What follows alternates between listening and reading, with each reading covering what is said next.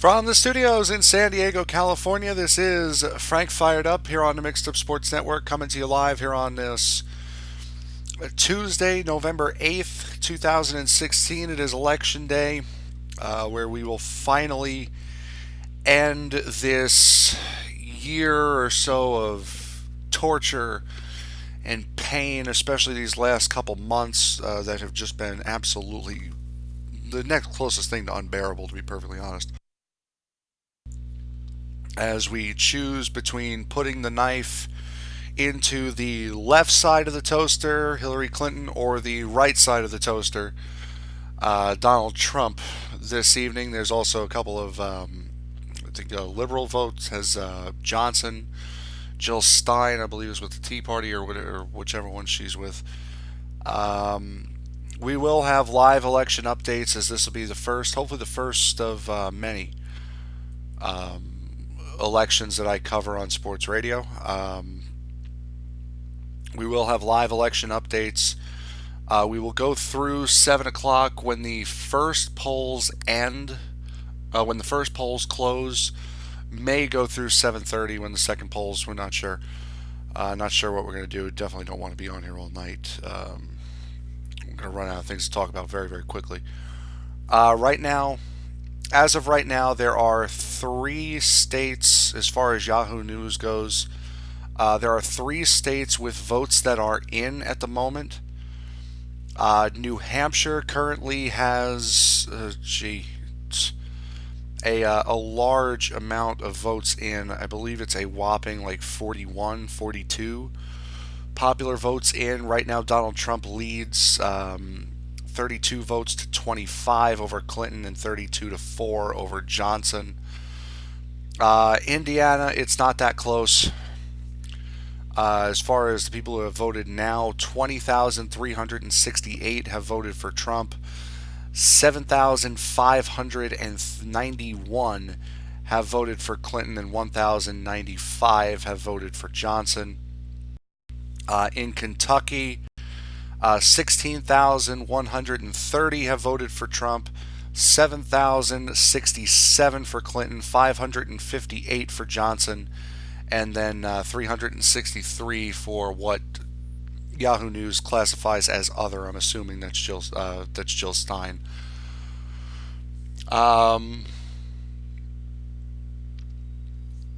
As far as the votes, the first polls close at 7 p.m. Eastern time. We'll take you through those. As far as I know, the election ends. All the polls close at 1 a.m. Eastern, so 10 p.m. Pacific is when all of the polls close. But for right now, let's just give our last brief overview of this election. And I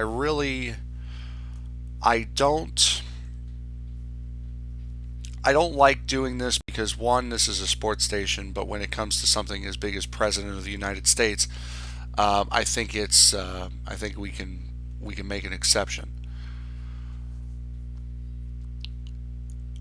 Several things you need to know. Well, wrapping up this election. This election has been pain. It has been torture. It has been pretty much virtually unbearable as we have gone through the process of picking and deciding and choosing between Donald Trump, God help us, and Hillary Clinton, God help us. A couple things to take away from this election. Of course, you have the first non-politician. I would believe you could say the first non-politician to possibly ever be elected. You also have the first woman that could possibly be elected. And right now, we are a nation of firsts. First black president, first woman president. We right now are a nation of firsts. Would it surprise me if Clinton won? Not at all. Will there be questions raised about how she won? Yeah, probably. Would it surprise me at all if Trump wins? Honestly, no. Because if you look at his campaigns, especially as of late, I believe it was a venue in Indiana. He broke Elton John's all-time attendance record for that venue. I mean, Elton John is not a Elton John is not a nobody. Okay. He's one of the biggest names in music to come out of the 70s and 80s. So to break an attendance record of somebody with a name like Elton John with a presidential campaign speech is unbelievable to me. Um,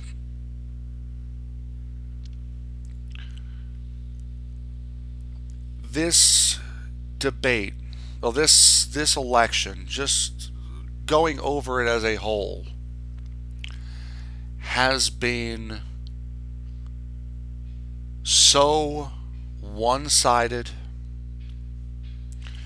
It's been biased, is what I meant to say. It has been so biased to the point where a highly respected reporter from the BBC, based in the UK, went live on CNN and called CNN live on air, the Clinton news network. Which I don't know about you, but I thought that was absolutely hilarious. I mean, for it to be that blatant. The debates have been set up that the debates were set up that way to be so one-sided towards Clinton. I mean, we don't have to go over the news stations, CNN, MSNBC, Fox News. I mean, all of these news stations that have been so pro Clinton. It's astounding. I'm watching it on MSNBC right now because I view MSNBC as one of the most bipartisan news stations you can get, and that's not saying much. I wish I had Al Jazeera America. I really do. Um, Even watching it, like I said, even watching it on MSNBC right now, they have online polls that they are showing how American voters feel. And it shows how would you feel if Clinton became president? Would you feel as though would be okay? Are you concerned? Are you scared? Or this and that? Do you think they'd show that for Trump? No. Think they'd show anything for Trump? No. Oh well, they just did actually. Never mind. Just they said it. Um, just as I said it, they actually put it on the bottom ticker. From what I just saw, it said I think what did it say here? 13%. And now this is not this is just nationwide. Um, how would you feel nationwide if Trump wins? 13% say excited. 26% say optimistic, 21 concerned, 37% would be scared. I don't blame you. I'd be freaking out too. I really would be. But one thing you have to remember about this election is going into this election, it has been nothing political. You go over these debates, you watch these ads on TV. It is all, well, Trump said this about women. Clinton's emails, Trump did this, Clinton did that. It's been all tabloid news stories. That is what has made the rounds now. Quite frankly, it's very upsetting. What Trump said about women 20 years ago, as deplorable as those comments are, and they are absolutely atrocious, what Trump said about a woman 20 years ago has absolutely nothing to do with foreign policy that he's going to implement if he gets elected. Clinton's emails have absolutely nothing to do with the taxes that she's going to implement, raise, or lower if she gets elected. Has nothing to do with any of it. Has nothing to do with it.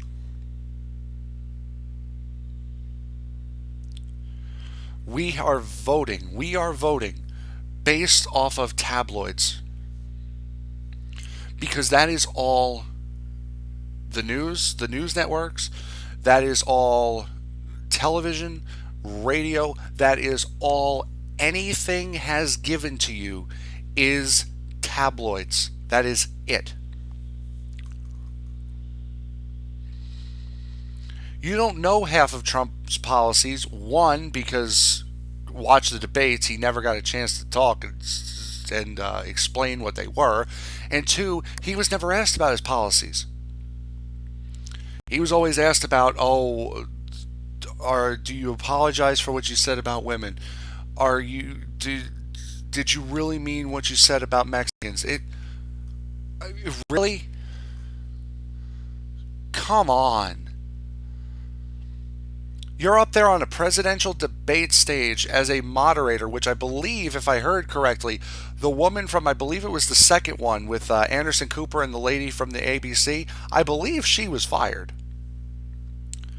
And if she was, she should have been, because it is not your role as a debate moderator to start debating with the candidates. You are there to ask questions. That's it. You are there to ask questions and keep the debate moving. You are not there to interject into the debate.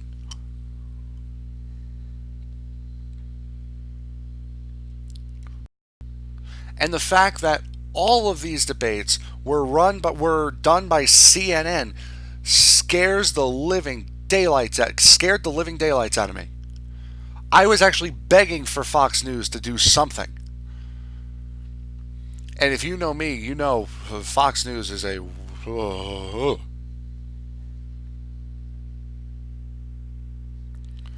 right, Fox News is about as big a no-no as you get with me.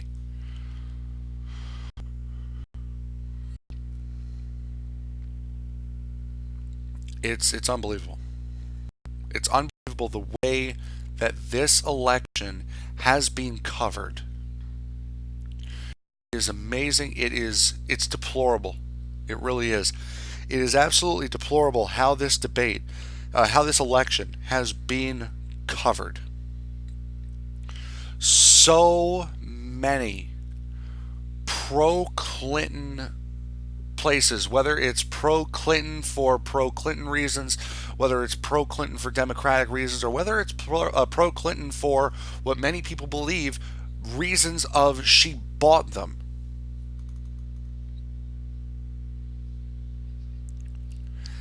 This election has been so one-sided. It really makes you question the system. Not to say that Trump hasn't made you question the system enough.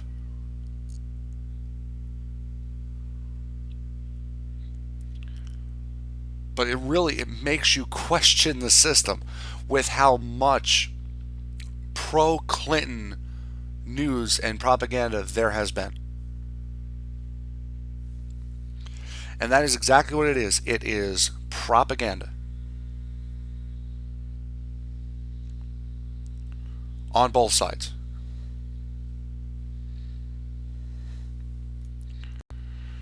Really quick break. Move Indiana's vote totals to 53,046 for Trump, 13,049 for Clinton, and 1,895 for Johnson. Kentucky, 28,274 for Trump, 11,587 for Clinton, 1,025 for Johnson, and 607 for other.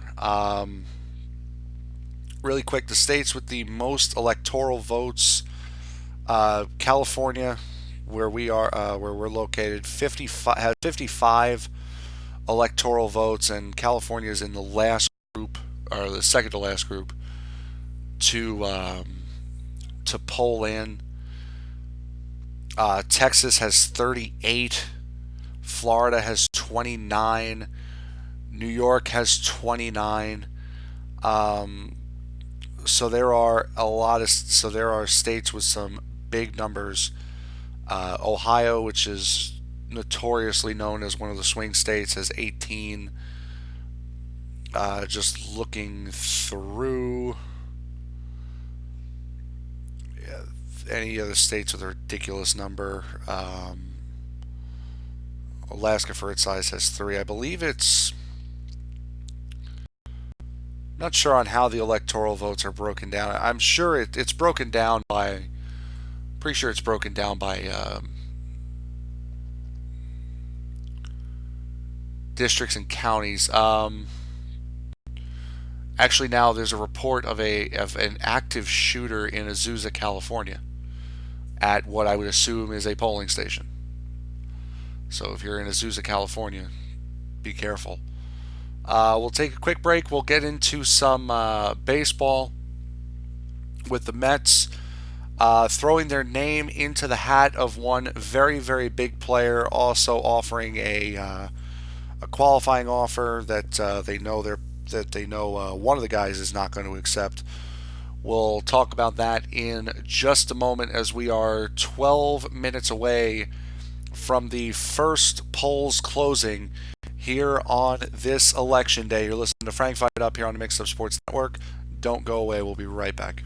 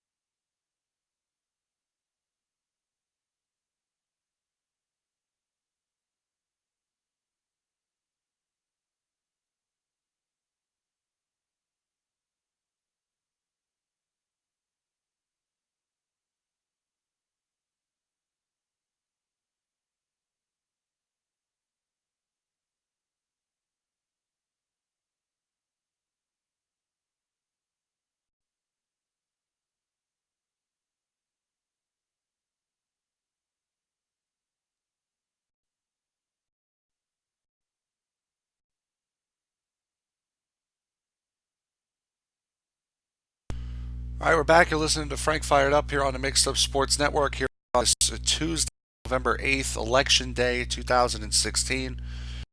The best thing I've heard thus far about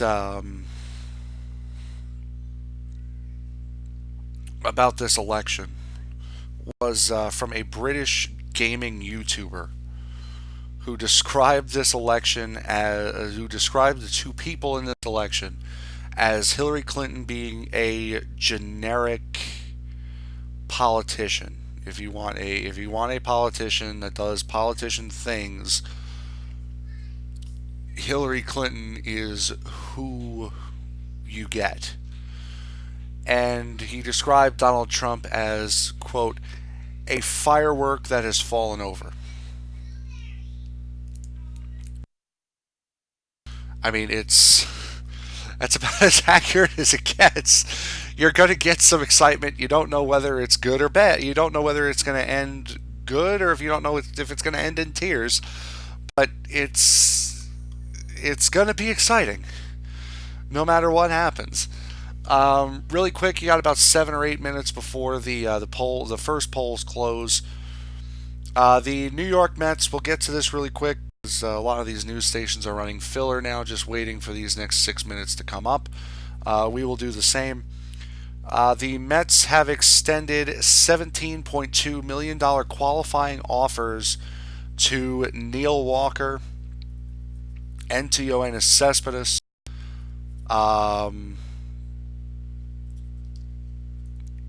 The Mets are expecting Walker to accept the tender. They are expecting Jose Cespedes to walk. And it is because of this expectation of Cespedes to walk, the Mets have thrown their name into the hat for Jose Bautista, which seems, I mean, incredibly unlikely. First of all, you have a left fielder in Michael Conforto. The jury's still out on that. You think you have a left fielder in Michael Conforto. You essentially have two center fielders in Curtis Granderson and Juan Lagares. You now also have two outfielders. You have now two right fielders in Granderson and Jay Bruce, who the Mets picked up his $13 million option. Smart move, boys. And now you're going to throw your name into the hat for Bautista?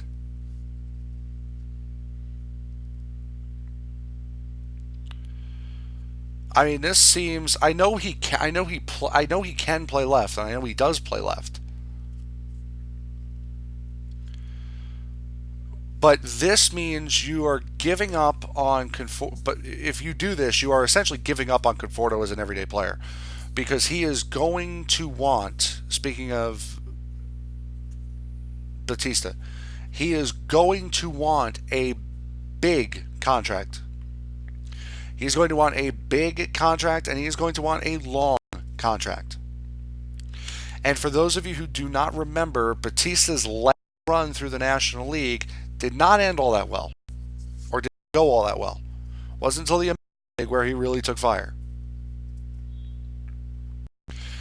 And for my money, if you're going to lay down, which you know he is going to demand a contract just as big or bigger than Cespedes, if you are going to lay down that kind of money, why don't you go with the devil you know than the one you don't?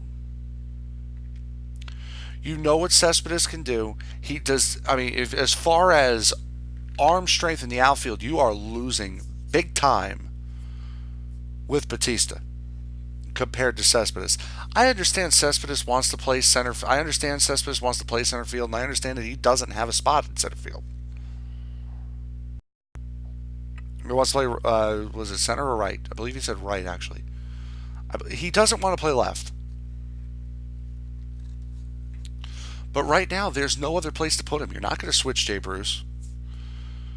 Curtis Corson most likely is going to be the everyday center fielder next year, which is unfortunate for Lagares, because um,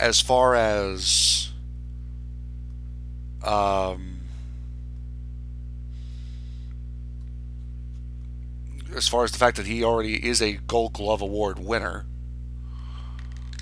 I mean it stinks for him that he's not going to have a place to play every single day.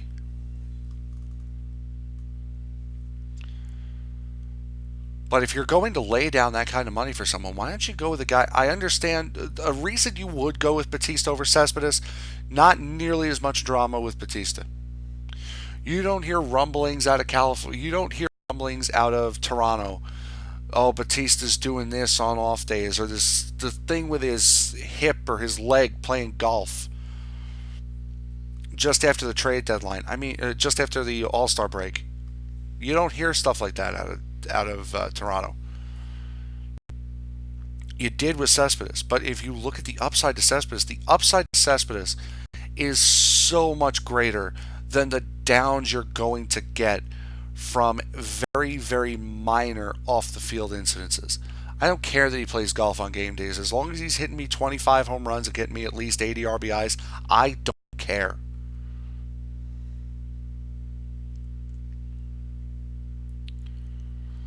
So the Mets are expecting to have the same second baseman they had last year. They have their shortstop. They have their third baseman between Wright and Reyes. Wright says he's going to be ready to go for next year. I don't see how, but he says he is. Harvey should be ready to go. DeGrom should be ready to go. Match should be ready to go. Wheeler should be ready to go.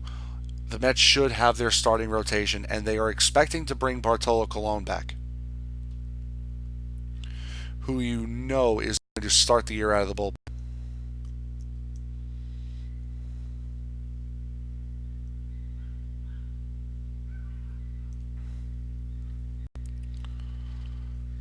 So, I mean, this is going to be a big this is going to be a very telling offseason. The Mets have also said that they are going to address their their catching issues with between Darno and Plawecki and Rene Rivera. To be honest, keep Rene Rivera. I mean, the guy was I got to see him firsthand in San Diego. The guy's a very good backup. He is a more than capable backup. I will take a quick break. The first set of polls have just closed now. We will take a quick break. We will be right back, and we will give you the results of those polls in just a moment. We'll be right back.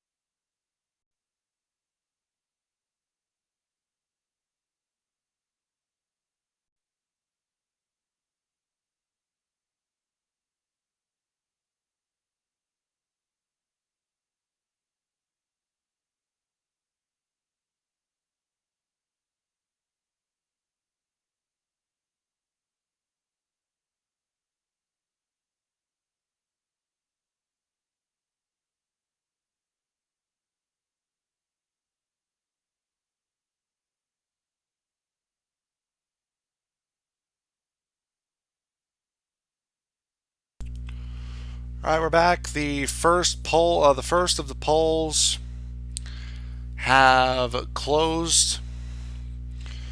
Right now, if you're looking at electoral votes strictly, really all that matters. Trump currently leads 19-3. Trump has completely taken Indiana with all 11 electoral votes and has completely taken Kentucky with all 8 electoral votes. So Trump has already won 2 states, already has a 16 vote lead. As far as the electorals go, he's got about a 110,000 vote lead as far as the popular vote goes. Also hanging in the balance is the Senate majority, which, according to the New York Times, this morning, Hillary Clinton was projected an 84% winner. Well, 84% chance that Clinton was going to win the election, and a 55% chance that the Democrats were going to retake the House. So, again, just to reiterate what has happened here, Trump has taken 2 states already. He has 19 electoral votes. Clinton has 3. Trump has taken all 11 out of Indiana, all 11 electoral votes out of Indiana, and he has taken all 8 electoral votes out of Kentucky. Trump currently leads in New Hampshire. And as far as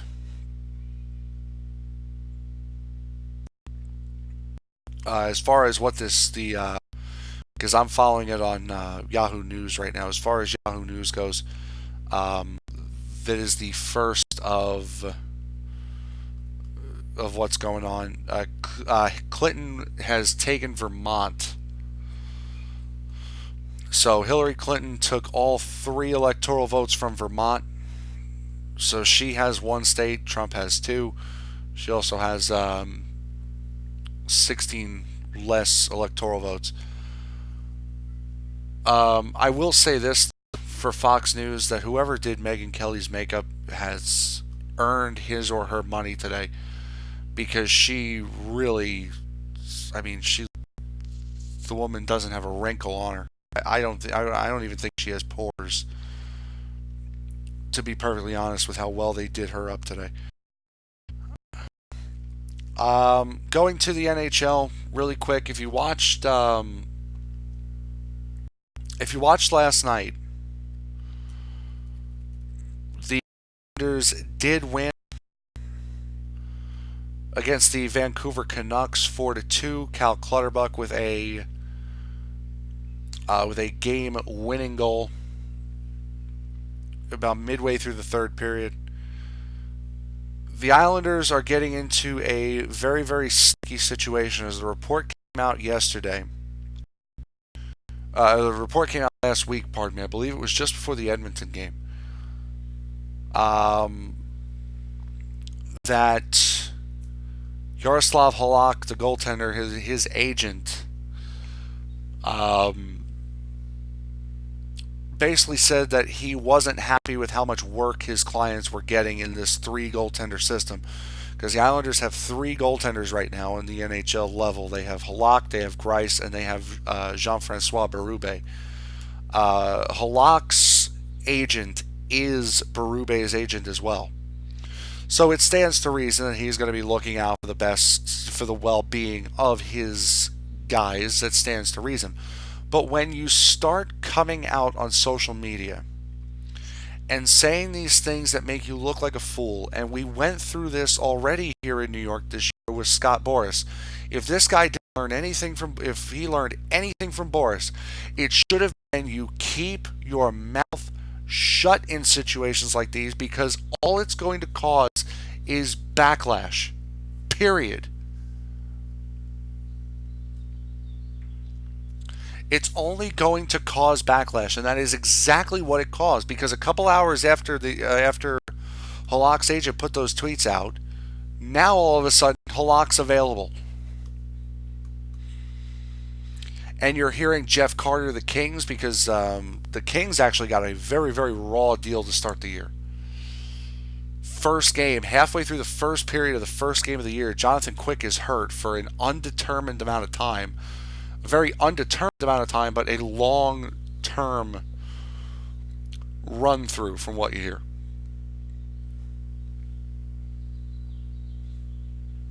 So, I mean, it's. So you're thinking the Kings are a spot he can land. You're looking at other teams that may need a goaltender, say Winnipeg, who needs a goaltender. Dallas could possibly do something with the whole Kari Lehtinen, Antiniemi thing not working last year. There are a couple places that can use him, and now you're looking at a goaltender who just 2 years ago you thought was going to be a franchise goaltender, who you thought was going to be here for a long time. Now you realize why St. Louis didn't want him. You realize why Washington didn't keep him, and now you're starting to realize those things, and now you don't want him anymore.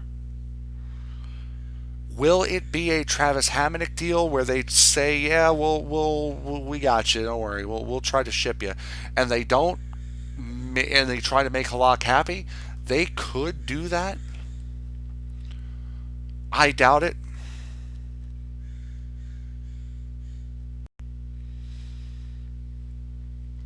I would doubt that that's the case. However, I would doubt that that's the case.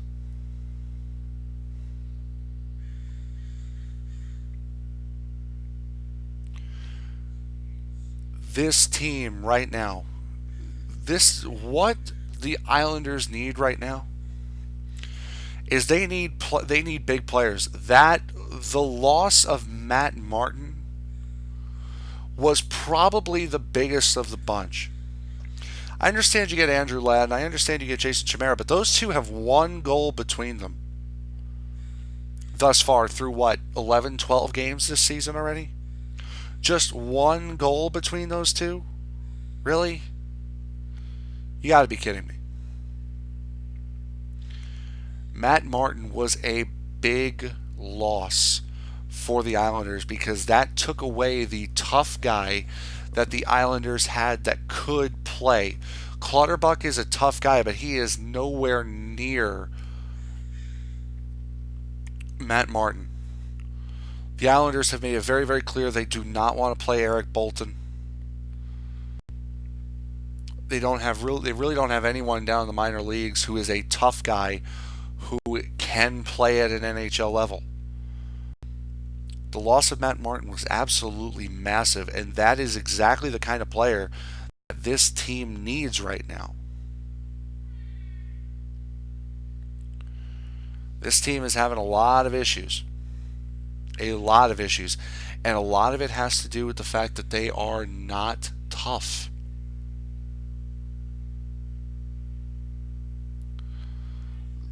They are not tough.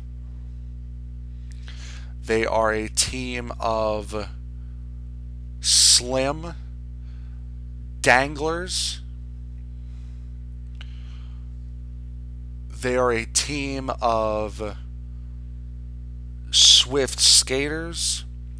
They are a team of crafty shooters. This is not a team that is going to shove it down your throat if you make a mistake.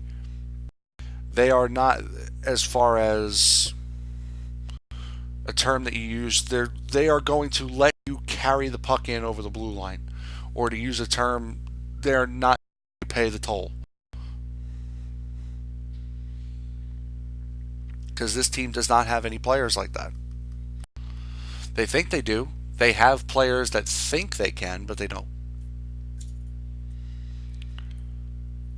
They need players to step up and be hitters. They need big time players, and they lost two of those. You got to understand that. You got to understand something. Martin meant a lot to that team. The guy led the league in hits every single year he was with the Islanders. That, and he would get you a good 20 to 25 points a year, which for a fourth line grinder is more than you could ever ask for. I mean, the guy was a part of what you could very easily call the best fourth line in the NHL. Easily call that the best fourth line in the NHL.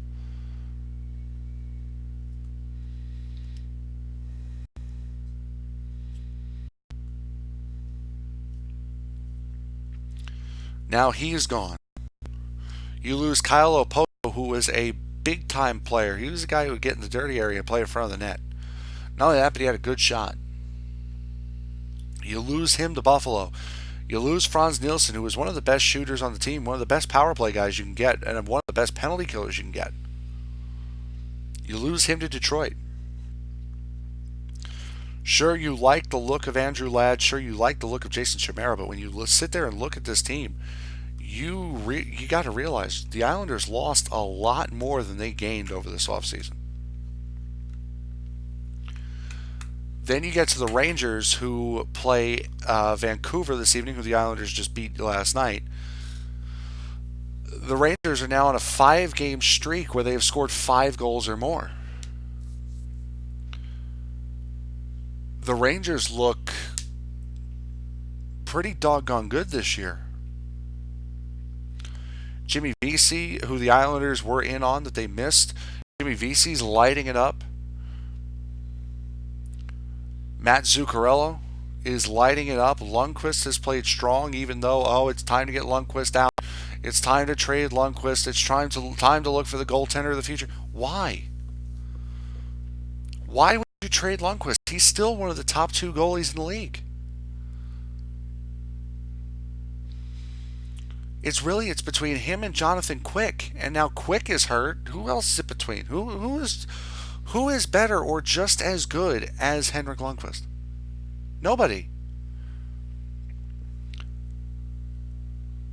I'm an Islander fan. I get so much flack for saying this, but I envy the Rangers for Henrik Lundqvist to no end. Do you have any idea how nice it would have been to get a guy like that? And that is the definition of a franchise goaltender. Great player, great teammate on and off the ice. Great person. I mean, what more can you ask for?